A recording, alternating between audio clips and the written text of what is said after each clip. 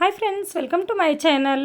ಇವತ್ತು ತುಂಬ ಅಂದರೆ ತುಂಬಾ ಇಲ್ಲಿ ನಕ್ಕಿದ್ದೀವಿ, ಎಂಜಾಯ್ ಮಾಡಿದ್ದೀವಿ. ಅದೆಲ್ಲ ವೀಡಿಯೋ ಮಾಡ್ಕೊಂಡಿಲ್ಲ. ನಾನು ವೀಡಿಯೋ ಮಾಡಿಕೊಂಡ್ರೆ ನನಗೆ ಎಂಜಾಯ್ ಮಾಡೋದಕ್ಕಾಗೋದಿಲ್ಲ ಅಂತ ಅಂದ್ಬಿಟ್ಟು ಫೋನ್ ಇಟ್ಬಿಟ್ಟು ಕೂತಿದ್ದೆ ನಾನು. ಅದಾದ ನಂತರ ಇವರೆಲ್ಲರೂ ಕೂಡ ಇಲ್ಲಿ ಶಿರಡಿಗೆ ಹೋಗೋದಕ್ಕೆ ಬಂದಿದ್ದಾರೆ, ನೋಡ್ಬೋದು. ಇಲ್ಲಿ ನಮ್ಮ ದೊಡ್ಡಮ್ಮನ ಮಕ್ಕಳು 3 ಜನ ಹೆಣ್ಮಕ್ಳು, ನಮ್ಮ ಅಕ್ಕ ಮತ್ತು ನಮ್ಮ ಅಕ್ಕನ ಹೆಣ್ಮಕ್ಳು 3 ಜನ, ಹಾಗೆ ತನ್ನ ಏರಿಯಾದಲ್ಲಿ ಸ್ವಲ್ಪ ಹೆಣ್ಮಕ್ಳು ಎಲ್ಲರೂ ಸೇರಿಕೊಂಡು ಶಿರಡಿಗೆ ಹೋಗ್ತಾ ಇದ್ದಾರೆ. ಇನ್ನೂ ಟ್ರೈನ್ ಬರೋದಕ್ಕೆ ಸ್ವಲ್ಪ ಸಮಯ ಇದೆ, ಹಾಗಾಗಿ ಇವಾಗ ಎಲ್ಲರೂ ಕೂಡ ರೆಡಿ ಆಗಿದ್ದಾರೆ. ಇನ್ನೇನು ಹೊರಡಬೇಕು. ಇವಾಗ ಸ್ಟೇಷನ್ ಸಮೀಪನೇ ಇದೆ. ಹಾಗೆ ಅವರು ಕೂಡ ಎಲ್ಲರೂ ಸ್ಟೇಷನಲ್ಲಿ ಬಂದು ಮೀಟ್ ಆಗ್ತಾರೆ. ಇಲ್ಲಿ ನೋಡ್ಬೋದು ಎಲ್ಲರೂ ರೆಡಿ ಆಗಿದ್ದಾರೆ. ಹಾಗೆ ಅವರು ಅಂದರೆ ನಮ್ಮ ದೊಡ್ಡಮ್ಮ ಹೋದ ನಂತರ ನಮ್ಮ ತಾಯಿಯನ್ನು ತಾಯಿ ಸ್ಥಾನದಲ್ಲಿಯೇ ನೋಡ್ತಾರೆ. ಹಾಗೆ ನಮ್ಮ ತಾಯಿ ಕೂಡ ಅವರನ್ನು ಮಕ್ಕಳ ಸ್ಥಾನದಲ್ಲಿಯೇ ನೋಡ್ತಾರೆ. ಹಾಗೆ ಇಲ್ಲಿ ಸೊಸೆಯನ್ನು ಕೂಡ ಮಗಳ ಸ್ಥಾನದಲ್ಲಿ ನೋಡ್ತಾರೆ ಅಂತ ಹೇಳ್ಬೋದು.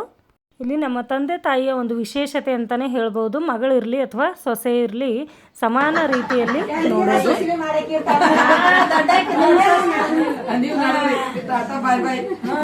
ಯಾವತ್ತಿಗಾದರೂ ಸೊಸೆನೇ ಮಾಡೋಳು, ಹೆಣ್ಮಕ್ಳೇನು ಬಂದು ಹೋಗ್ತೀರಾ ಅಷ್ಟೇ ಅಂತ ಹೇಳ್ತಾ ಇದ್ರು. ಇಲ್ಲಿ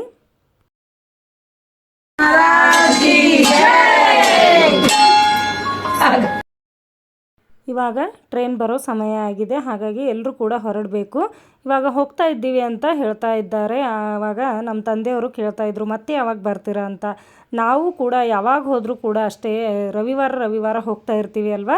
ಮತ್ತೆ ನಾನು ಹೋಗ್ತಾ ಇದ್ದೀನಿ ಅಂತ ಹೇಳಿದ್ರೆ ಸಾಕು, ಮತ್ತೆ ಯಾವಾಗ ಬರ್ತೀಯಾ ಅಂತ ಕೇಳ್ತಾರೆ ಅವರು. ಆಗ ಸ್ಟೇಷನ್ಗೆ ಎಲ್ಲರೂ ಕೂಡ ಬರ್ತಾ ಇದ್ದಾರೆ, ನೋಡ್ಬೋದು. ನಾನು ಕೂಡ ಶಿರಡಿಗೆ ಹೋಗಿ ತುಂಬಾ ದಿವಸಗಳಾಯಿತು. ನಾವು ಕೂಡ ಹೋಗೋ ಪ್ಲ್ಯಾನಲ್ಲಿದ್ದೀವಿ, ಆದರೆ ಯಾವಾಗ ಆಗುತ್ತೆ ಗೊತ್ತಿಲ್ಲ. ಇಲ್ಲಿ ಚಿಂಟು ಕೂಡ ತುಂಬಾ ಎಕ್ಸೈಟ್ಮೆಂಟಲ್ಲಿದ್ದಾನೆ, ನೋಡ್ಬೋದು. ಅವರು ಹೋಗೋ ಪ್ಲ್ಯಾನ್ ಇರಲಿಲ್ಲ ಮೊದಲು, ಬೇರೆಯವರೊಬ್ಬರು ಕ್ಯಾನ್ಸಲ್ ಆಗಿದ್ದಾರೆ ಅಂತ ಅಂದ್ಬಿಟ್ಟು ಇವರು ಎಮರ್ಜೆನ್ಸಿ ಅಂತಲೇ ಹೇಳ್ಬೋದು.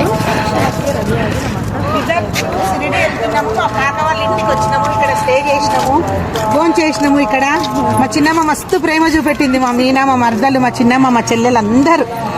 ಇವರು ಮಾತ್ರ ಯಾವಾಗ ನೋಡಿದ್ರು ಒಂದು ಜರ್ನಿಯಲ್ಲೇ ಇರ್ತಾರೆ ಅಂತಲೇ ಹೇಳ್ಬೋದು. ಯಾವಾಗ ನೋಡಿದ್ರು ಟೂರ್ ಮಾಡ್ತಾನೆ ಇರ್ತಾರೆ. ತುಂಬ ಸ್ಥಳಗಳನ್ನು ಅವರು ನೋಡಿದ್ದಾರೆ ಅಂತಲೇ ಹೇಳ್ಬೋದು. ನಮ್ಮ ಕುಟುಂಬದಲ್ಲಿಯೇ ಅವರು ಹೆಚ್ಚು ನೋಡಿದ್ದಾರೆ ಅಂತ ಹೇಳಿದ್ರು ಕೂಡ ತಪ್ಪಾಗೋದು. ಇವಾಗ ಟ್ರೈನ್ ಬಂದಿದೆ, ನೋಡ್ಬೋದು. ಇನ್ನೇನು ಹೊರಡ್ತಾರೆ.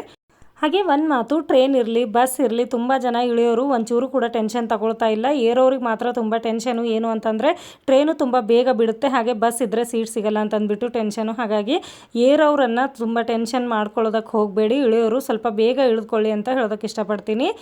ಹಾಗೆ ಹೋಗೋರಿಗೆಲ್ರಿಗೂ ಕೂಡ ಹ್ಯಾಪಿ ಜರ್ನಿ.